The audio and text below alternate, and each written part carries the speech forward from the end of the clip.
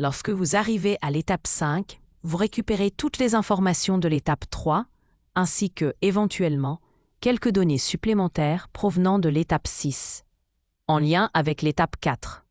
L'étape 5 est une étape de vérification, visant à s'assurer que vous êtes bien satisfait des contradictions identifiées au cours de votre étude.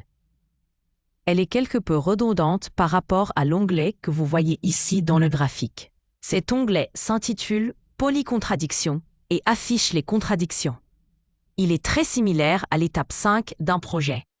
Cependant, dans cet espace, vous êtes plus à l'aise et vous avez la possibilité de modifier. Vous pouvez donc, si vous n'êtes pas satisfait de la formulation des PA, paramètres d'action, des PE, paramètres d'évaluation, ou encore du remplacement ou de l'échange, effectuer les ajustements nécessaires. À ce stade, vous pouvez activer le mode Associate, ce qui vous permet, par un système de glisser-déposer, de déplacer un paramètre pour le positionner à l'endroit souhaité. Cela vous donne la possibilité de modifier le statut de vos polycontradictions.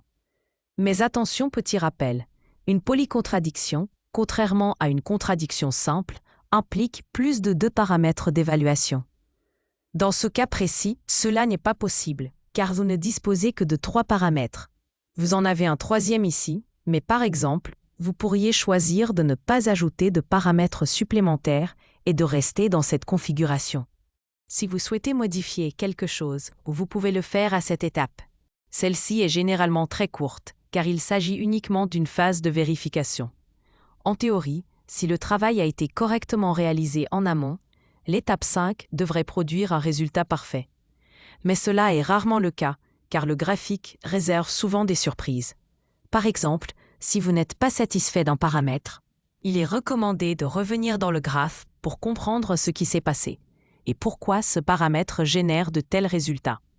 Il peut s'agir d'une contradiction incorrecte, mal équilibrée ou mal formulée. Une fois que vous êtes satisfait de l'ensemble des paramètres, des contradictions et de leur formulation dans l'étape 5, vous pouvez alors passer à l'étape 6, celle de la sélection.